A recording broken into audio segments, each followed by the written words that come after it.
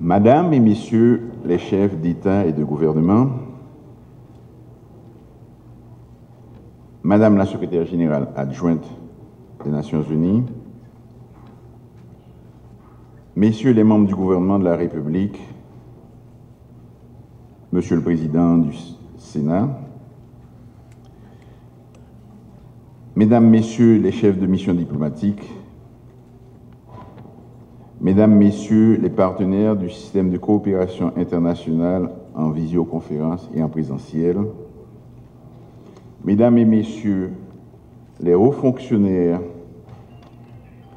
de la fonction publique, Mesdames, Messieurs les représentants de la péninsule du Sud d'Haïti, Mesdames, Messieurs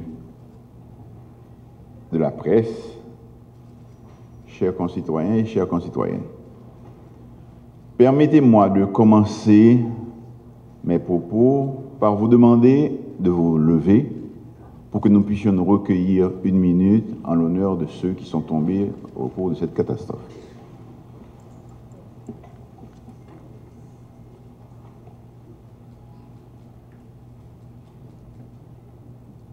Merci. Mesdames, Messieurs, c'est pour moi un honneur et un plaisir de vous accueillir à cet événement international pour le financement de la reconstruction de la péninsule du Sud d'Haïti, qui revêt une importance particulière pour mon pays. Tout d'abord, permettez-moi de saluer la présence de la secrétaire générale adjointe de l'Organisation des Nations Unies, Madame Amina Mohamed, qui a déjà fait le voyage peu de jours après le tremblement de terre et qui a accepté de faire le déplacement pour se joindre ici à nous pour la circonstance. Madame Mohamed, au nom du gouvernement de la République d'Haïti et en mon nom personnel, je vous remercie de votre présence malgré votre agenda chargé. Veuillez transmettre mes remerciements au secrétaire général pour l'intérêt qu'il porte à la cause haïtienne. Mes remerciements vont aussi à toutes celles et à tous ceux de nos amis qui participent à distance. Nous avons avec nous une délégation de personnalités venant des régions affectées. Nous saluons leur courage et l'élan de solidarité dont ils ont fait preuve pendant et après le séisme. L'objectif de cette rencontre est de trouver les leviers de financement du relèvement de la péninsule du Sud d'Haïti. C'est une étape importante, très importante, pour la mobilisation impulsée par mon gouvernement en vue de faire face aux conséquences économiques et sociales de ce désastre. Les manifestations de solidarité ont commencé dès les premières heures qui ont suivi le tremblement de terre du 14 août 2021 et le cyclone Grace pour accompagner les populations affectées et avec l'Organisation des Nations Unies ainsi que des pays amis qui nous ont assistés et continuent de le faire.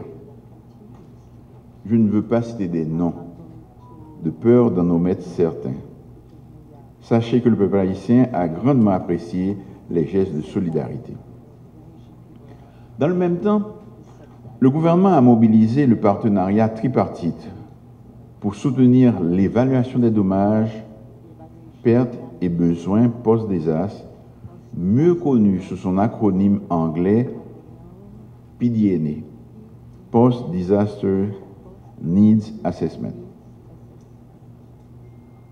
Présenté le 23 novembre 2021, les résultats de l'évaluation du PDNA ont servi de base à l'élaboration du plan de relèvement intégré de la péninsule du Sud, connu sous l'acronyme PRIPS, dont les grandes lignes seront présentées au cours de cette conférence. Mesdames et Messieurs, la vision qui sous-tend le plan de relèvement intégré de la péninsule du Sud s'énonce ainsi. vers un relèvement résilient face aux aléas multiples et complexes en adoptant des approches innovantes et durables sur la base d'un processus inclusif et coordonné. C'est une vision adaptée au contexte actuel d'Haïti, lequel est exposé en permanence à des chocs multiformes. Au cours de ces dernières années, Haïti n'a pas seulement connu des chocs naturels, il a aussi été affecté par d'autres chocs d'origine humaine, mettant en exergue sa grande vulnérabilité. Les mouvements sociaux et politiques, la montée de la criminalité constituent des handicaps avec lesquels nous avons dû compter, sans oublier l'impact de la pandémie de Covid-19 ayant entraîné un net ralentissement des activités en 2020 et la crise politique chronique.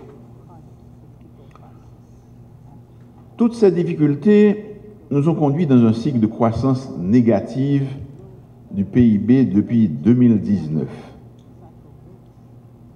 Et les perspectives pour 2022 ne sont pas très optimistes.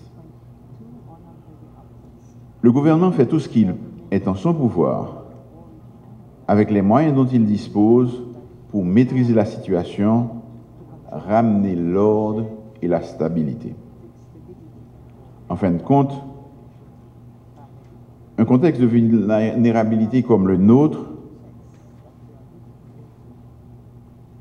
impose un plan de relèvement qui doit être un effort collectif en vue de mettre en place des outils permettant aux populations et aux autorités d'avoir une certaine maîtrise des aléas dans leur multiplicité et leur complexité.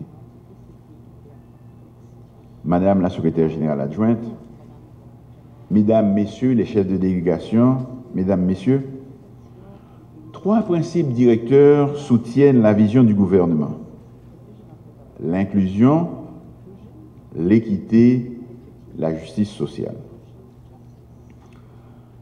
Toutes les communautés de la péninsule du Sud d'Haïti n'ont pas été affectées avec une ampleur analogue. Certaines ont subi plus de dommages que d'autres, mais le plan de relèvement inclut l'ensemble des communautés de la région Sud, celles directement affectées par les catastrophes et celles limitrophes moins affectées. Il s'agit d'assurer la reconstruction équilibrée et harmonieuse des communautés, notamment les communautés rurales. Par ailleurs, l'appropriation du processus de relèvement par l'ensemble des acteurs nationaux et locaux demeure une préoccupation majeure.